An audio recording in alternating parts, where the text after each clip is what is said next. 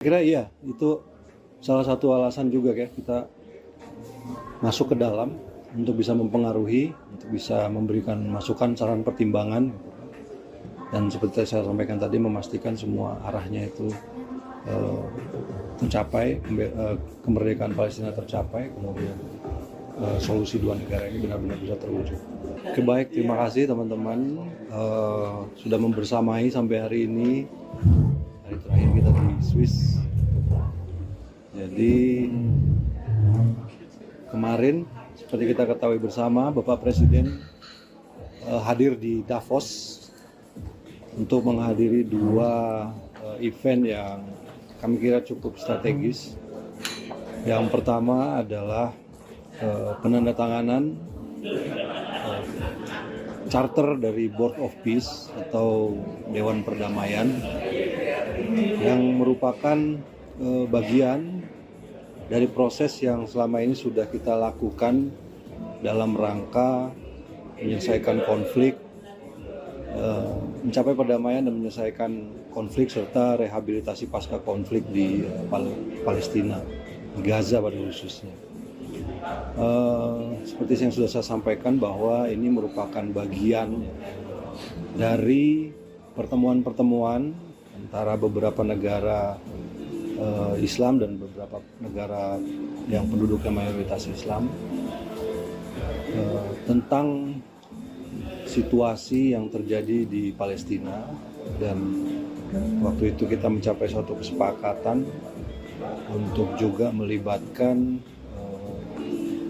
dunia internasional dalam proses ini untuk benar-benar bisa mencapai suatu perdamaian yang sifatnya permanen di Gaza, dan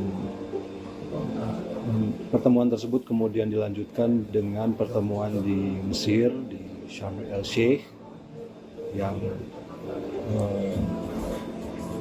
kemudian kemarin ditandatanganilah charter dari apa yang disebut dengan Board of Peace. Sebenarnya Board of Peace ini merupakan suatu badan internasional, ya, sekarang resmi jadi badan internasional yang bertugas untuk memonitor administrasi, stabilisasi, dan juga upaya-upaya rehabilitasi di Gaza pada khususnya dan di Palestina. Indonesia memandang bahwa karena kita juga merupakan bagian dari negara-negara yang sejak awal ikut dalam proses ini, memandang bahwa Indonesia perlu untuk ikut bergabung, dan terus terang saja perlu disampaikan bahwa prosesnya ini juga agak cepat. Dalam beberapa hari yang lalu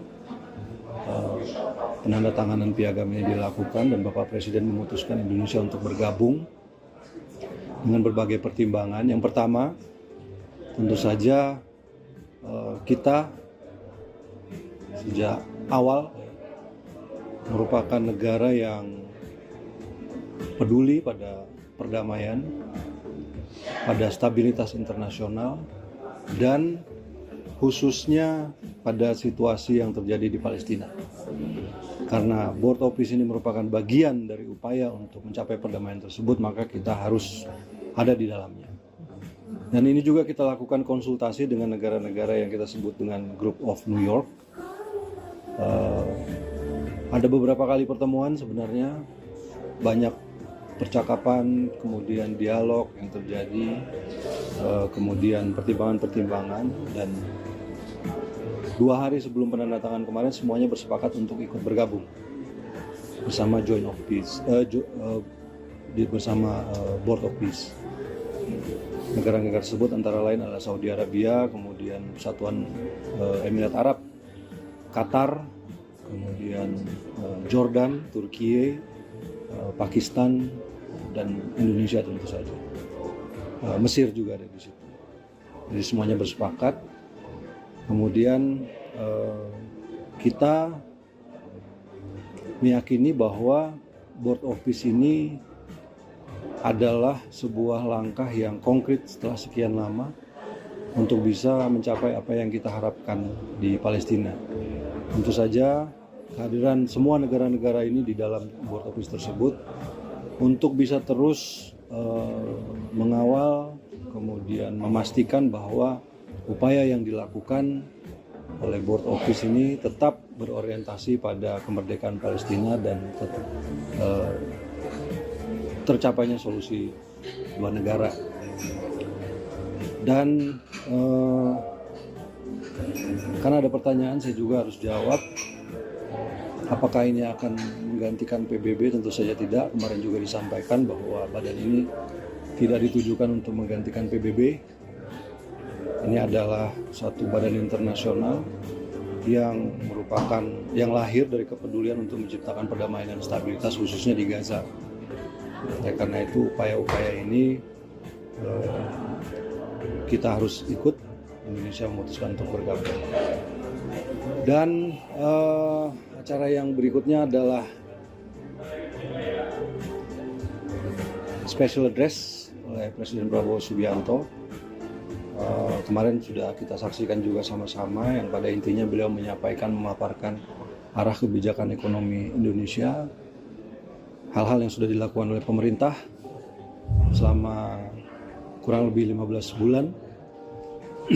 Disampaikan bahwa upaya-upaya yang kita lakukan meliputi reformasi struktural, kemudian perbaikan-perbaikan governance, termasuk penertiban hal-hal yang irreguler selama ini dan ilegal, kemudian meningkatkan efisiensi dari pemerintahan itu sendiri. Dan beliau juga menyampaikan program-program yang dilakukan pemerintah di bidang investasi sumber daya manusia. Karena tanpa sumber daya manusia yang berkualitas, apa yang kita inginkan dan kita cita-citakan bagi bangsa kita itu tidak akan terwujud. Dan dari beberapa respon yang kami dapatkan, dunia internasional menyambut baik pidato tersebut. Kemudian juga saya kira ini membuat posisi Indonesia saat ini di dunia internasional berada di dalam satu tingkat yang saya kira jauh lebih tinggi.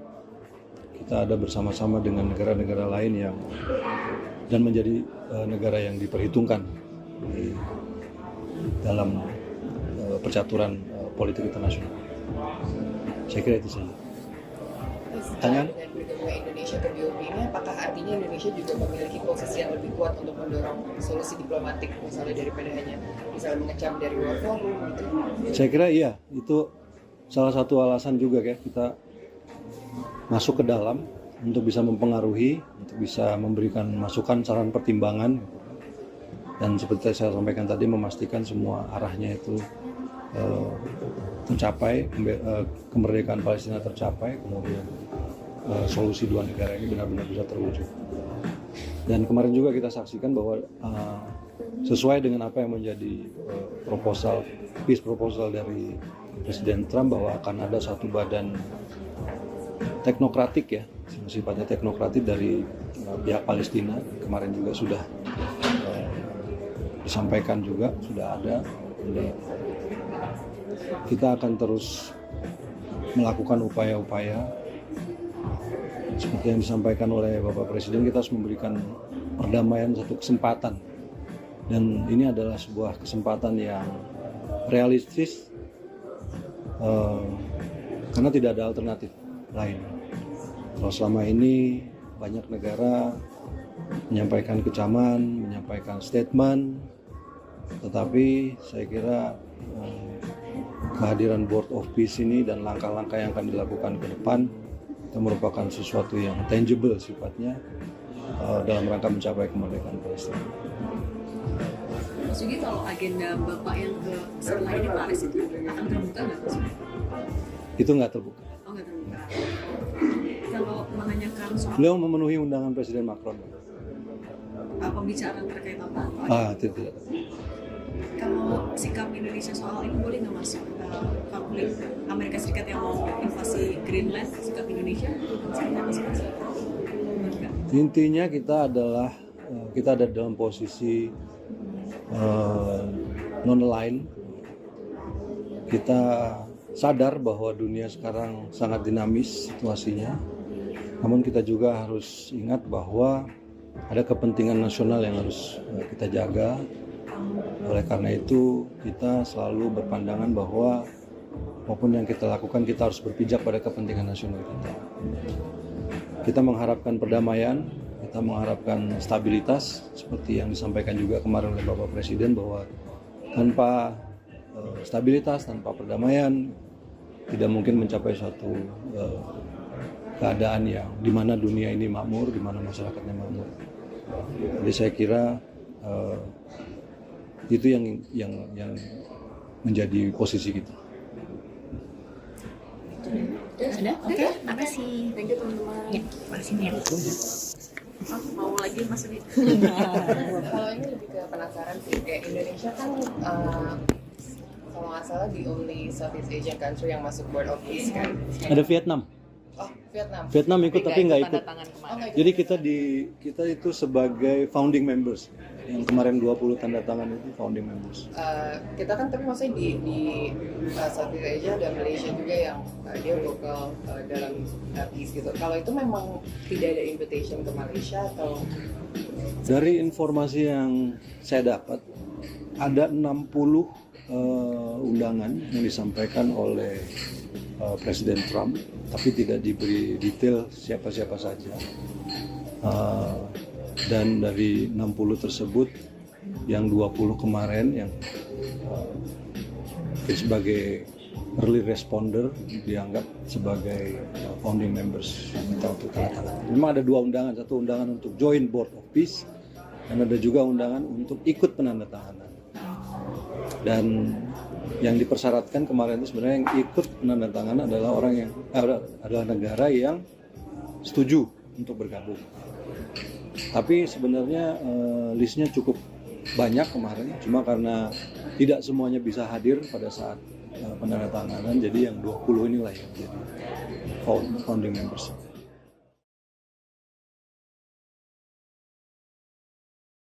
Subscribe, share, like, and comment. Subscribe, share, like, and comment.